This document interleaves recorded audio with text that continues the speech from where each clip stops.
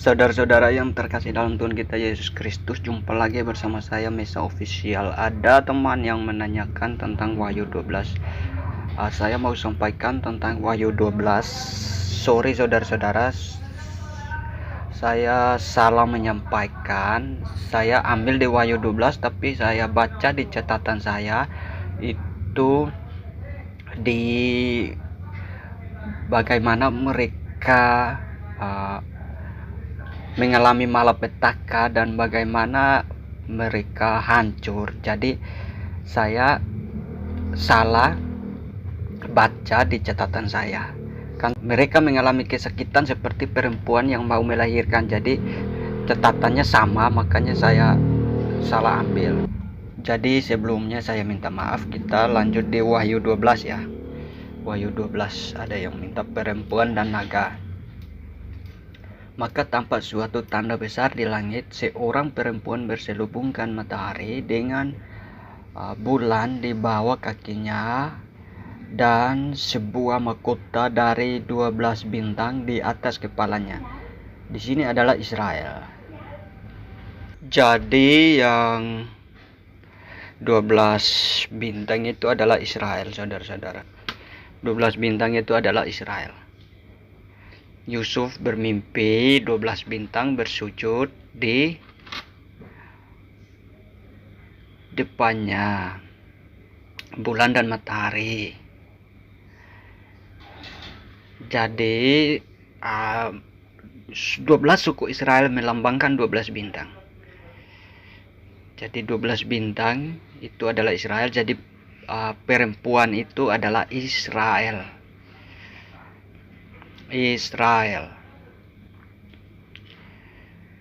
Di sini ia sedang mengandung, dan dalam kandungan dalam keluhan dan penderitaannya hendak melahirkan, ia berteriak kesakitan. Dia berteriak kesakitan, saudara-saudara, kesakitan. Waktu nubuat tentang kedatangan Tuhan Yesus itu, Israel mengalami masalah besar. Terpecah menjadi dua kerajaan. Satu kerajaan dihancurkan oleh Babylon, terus satu lagi dihancurkan di yang suku Yehuda. Kerajaan Yehuda dibawa jadi tawanan di Babilonia. Nah, setelah mereka jadi tawanan selama 70 tahun di Babylon, mereka keluar dari Babylon. Nah, setelah mereka keluar dari Babylon,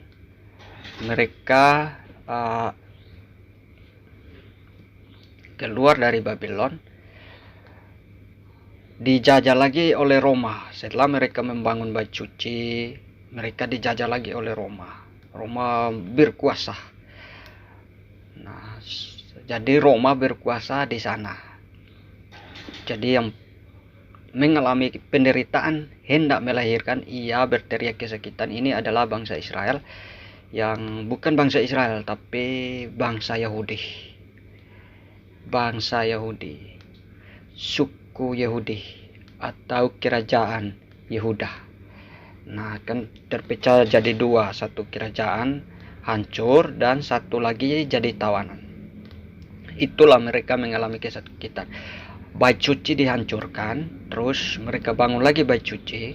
Nah, jadi saat mereka pulang itu Roma berkuasa lagi, jadi Roma jajah lagi mereka. Kita lanjut lagi. Maka tampak suatu tanda yang lain di langit, dan lihatlah seekor naga merah padam yang besar, berkepala 7 dan bertanduk 10, dan di atas kepalanya ada 7 mahkota. Saya mau beritahu ya, seekor naga besar berkepala 7 ini adalah Roma. Terus kepala 7 ini juga Roma. Kenapa saya bilang Roma? Karena Roma waktu itu terpecah jadi 10 negara. Maka tampaklah suatu tanda yang lain di langit, dan lihat seekor naga merah padam. Seekor naga merah padam yang besar, berkepala 7 dan bertanduk 10.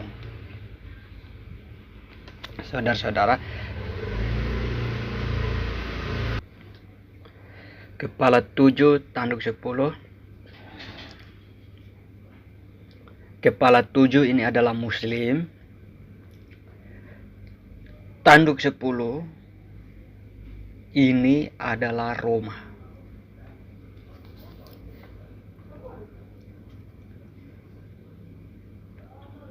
Tanduk 10 ini adalah Roma.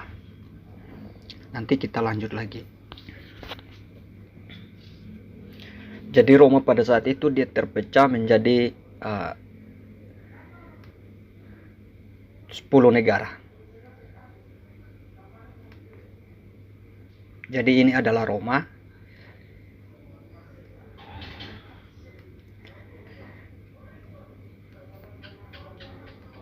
Ini adalah Roma, dan 7 kepala ini adalah kerajaan, maksudnya Muslim.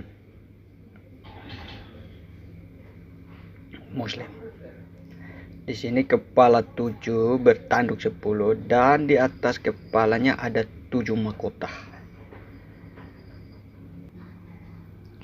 Jadi berkepala 7 itu nanti diceritakan kepalanya sampai pada saat Muslim, dan sampai pada saat Israel dihancurkan dan dibantu oleh siapa sehingga Bizantium jatuh. Dan yang tersisa adalah Ethiopia, gereja Ethiopia. Bizantium hancur, tersisa adalah Ethiopia.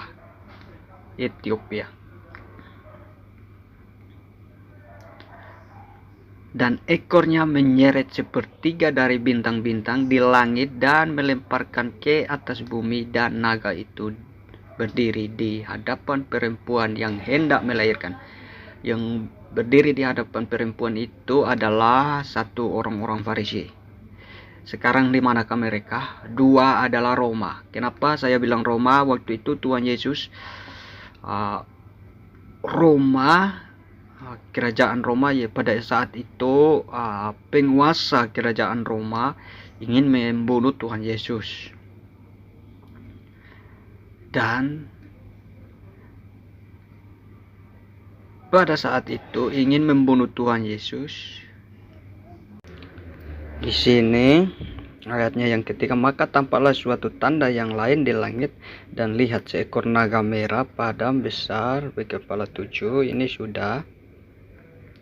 Dan ekornya menyeret sepertiga dari bintang-bintang di langit, melemparkannya ke atas bumi, dan naga itu berdiri di hadapan perempuan yang hendak melahirkan itu untuk menelan anaknya segera sesudah perempuan itu melahirkannya. Jadi yang berdiri di hadapan perempuan itu adalah Roma dan orang-orang Farisi. Kenapa saya bilang begitu? Karena bintang-bintang melambangkan firman, dan firman itu dipegang oleh orang-orang Farisi, dan mereka membuat firman itu yang tidak sejalan dengan peraturan-peraturan Tuhan. Tuhan Yesus menjelaskan kembali aturan-aturan firman. Jadi mereka membuat firman itu tidak sejalan dengan aturan yang Tuhan berikan. Itu satu adalah orang-orang Farisi. 2, terus Roma, waktu penguasa Roma ingin membunuh Tuhan Yesus, yaitu Herodes yang agung, ingin membunuh Tuhan Yesus. Jadi kedua-duanya adalah naga, satu berkepala 7 dan satu bertanduk 10. Jadi tanduknya itu siapa dan kepalanya itu siapa? Saya tadi sudah bilang. Di manakah orang-orang Farisi sekarang? Coba cari tahu mereka. Roma masih ada, tapi orang-orang Farisi mereka di mana sekarang? Ayo. Sampai di Paulus masih menyatakan bahwa dia berasal dari orang Farisi. Berarti orang Farisi itu ada ya. Sisa Arab yang Roma tidak kuasai, Arab Saudi. Sisa Arab Saudi yang Roma tidak kuasai, tapi selain itu Roma menguasai semua. Dan lanjut lagi ketika Roma terpecah jadi 10, maka muncul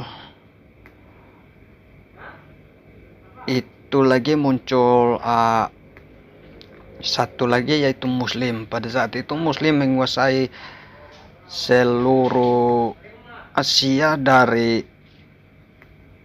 sampai ke Afrika yaitu Mesir, dan sampai kembali ke Bizantium. Itu dia menguasai semua dengan 7 kepala. Jadi ini disingkatkan saja 7 kepala, yaitu 7 mahkota, 10 yaitu 10 tanduk itu adalah Roma. Jadi dua-duanya berkuasa memerangi Israel, makanya di sini disebutkan. Jadi ini hanya disingkatkan saja. Ini dia cerita dari firman-Nya menceritakan dari bangsa Israel sampai di sana, tapi hanya disingkatkan saja supaya kita bisa mengetahui siapa itu naga dan siapa itu binatang. Nah, jadi naga dan binatang itu siapakah mereka? Nanti supaya kita tahu bahwa naga dan binatang itu siapakah mereka. Nah, firman ini sudah tergenapi. Dan ekornya menyeret sepertiga dari bintang-bintang di langit dan melemparkan ke atas bumi, dan naga itu berdiri di hadapan perempuan yang hendak melahirkan itu. Nah, di sini kan yang berdiri di depan itu adalah Roma, dan yang berkuasa pada saat itu ialah yang berkuasa pada saat itu adalah Roma, dan yang menguasai firman, yang mengadili Tuhan Yesus dengan banyak pertanyaan itu orang-orang Farisi, atau yang disebut penguasa-penguasa bait suci. Jadi kalau menurut saya yang penguasa-penguasa bait suci itu aslinya ya mungkin udah campuran, karena bangsa Israel sudah dijajah oleh Muslim selama bangsa Israel dijajah oleh Babylon selama 70 tahun. Tidak mungkin tidak ada namanya percampuran, artinya saling kawin mengawin. Jadi ya mungkin itu yang terjadi. Kalau menurut saya mungkin itu yang terjadi. Jadi dua-duanya berdiri, itu mungkin yang terjadi saat itu. Karena mungkin saling kawin mengawin. Jadi nanti Tuhan datang baru memisahkan yang asli yang mana, yang palsu yang mana. Kita tidak bisa membedakan. Nanti Tuhan yang memisahkan. Kita hanya berpegang pada firman Tuhan supaya Tuhan menjaga dan melindungi kita, supaya kita jangan mendapatkan bagian dari mereka. Itu saja. Saudara-saudara, kita berdoa. Dan sudah dijelaskan siapakah mereka, sudah dijelaskan. Jadi nanti kita akan mengetahui lebih dalam lagi. Di Daniel sudah menceritakan tentang kedua binatang itu. Saudara nanti baca di Daniel, Raja Selatan dan Raja Utara. Itu mereka berdua saling berperang dan saling kerjasama juga. Dan dari kerjasama mereka maka terbangunlah tempat kekejian. Jadi tempat kekejian itu adalah Dome of the Rock. Di situ tertulis nama-nama menghujati Tuhan Yesus. Pokoknya Tuhan Yesus dihujat-hujat di situ. Jadi dari kerjasama mereka pada saat itu mereka bersepakat jadi berdirinya Dome of the Rock. Roma dengan pasukan Roma dengan Muslim. Jadi Roma menghancurkan bait suci, terus Muslim mendirikan kekejian. Jadi pada saat hentinya korban sehari-hari dan berdiri tegaknya tempat-tempat kekejian. Jadi nanti saudara tahu di situ.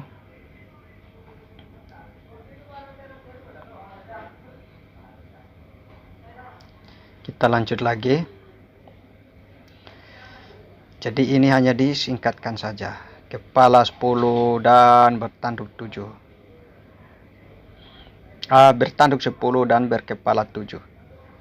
Kita lanjut lagi. Nah, di sini di hadapan perempuan itu yang hendak melahirkan untuk menelan anaknya segera sudah perempuan itu melahirkan adalah Tuhan Yesus. Pada saat itu penguasa Roma ingin membunuh Tuhan Yesus. Pada saat itu penguasa Roma ingin membunuh Tuhan Yesus dan mereka yang penguasa atau orang-orang Farisi, mereka ingin membunuh Tuhan Yesus, melemparkan banyak pertanyaan dan akhirnya mereka berusaha untuk menangkap Tuhan Yesus. Nah, jadi di sini kedua naga itu. Kita lanjut lagi. Ayatnya yang kelima. Maka ia melahirkan seorang anak laki-laki yang akan menggembalakan bangsa-bangsa dengan gada besi. Tiba-tiba anaknya itu dirampas dan dibawa lari kepada Allah dan ke tahtanya. Di sini kepada Allah ke tahtanya ini adalah Tuhan Yesus. Perempuan itu lari ke padang gurun di mana telah disediakan suatu tempat baginya oleh Allah. Nah, di sini adalah Ethiopia. Tinggal gereja satu-satunya Ethiopia. Kenapa hanya Ethiopia disebut? Pada saat itu Muslim menyerang Bizantium, mereka tidak menembus. Nah, jadi pada saat itu Bizantium meminta bantuan dari Roma. Roma datang bukan membantu Bizantium, tapi menyerang balik Bizantium. Jadi saat Roma menyerang Bizantium, pasukan-pasukan Roma menyerang Bizantium, jadi Bizantium tangkis serangan dari Muslim, tangkis serangan dari Roma. Akhirnya Bizantium lengah, artinya dia tenaganya terkuras, pasukannya berkurang, tenaganya terkuras. Nah, dua kerajaan besar yang menyerang Bizantium. Pertahanan Bizantium sangat kuat, tapi karena dua kerajaan besar. Pada pertama Muslim menyerang tidak tembus, jadi Muslim minta lagi bantuan dari Mesir untuk membantu. Nah, jadi nanti saudara lihat di peta, Mesir itu menguasai sebagian, anggaplah seluruh Afrika lah. Jadi Bizantium itu paling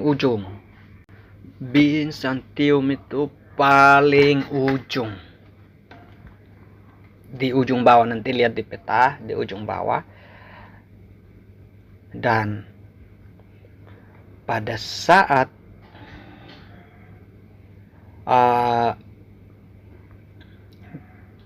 Byzantium lengah, lalu diserang oleh Roma, diserang oleh Muslim, dia lengah, maka Muslim berhasil mengalahkan Byzantium dan masuk ke dalam, menghancurkan temboknya dan masuk ke dalam. Nah, Muslim mulai menguasai Byzantium dan Muslim bekerja sama dengan Roma.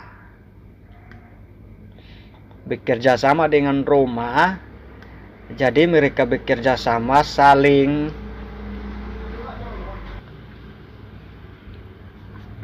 jadi naga itu adalah Roma. Biar saya memberitahukan, naga itu adalah Roma dan binatang itu adalah Muslim. Jadi saudara-saudara, biar lebih tahu lebih dalam lagi, naga itu adalah Roma, binatang adalah Muslim. Jadi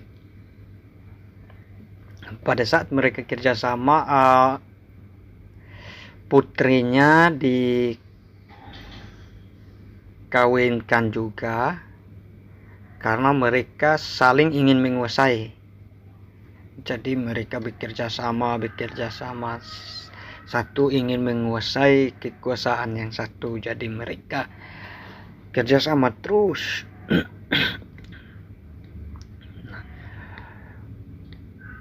Maka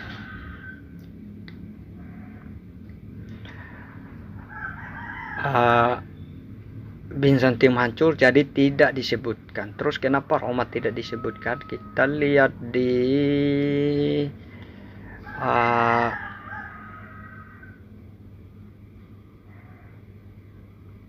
nanti saya sampaikan itu di ayatnya yang di video yang berikutnya.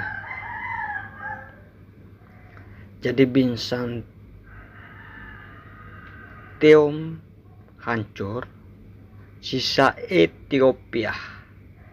Maka Ethiopia di kekuasaan Mesir dulu di padang gurun. Maka di sini disebutkan perempuan itu lari ke padang gurun di mana telah disediakan suatu tempat baginya oleh Allah. Nah, supaya ia dipelihara di situ 1260 hari lamanya. 1260 hari. Di sini 1260 hari, yaitu kembalinya bangsa Israel dan merdeka. Jadi merdekanya bangsa Israel itu dari pada tahun 1948, yaitu pada saat berdiri tegaknya kekejian dan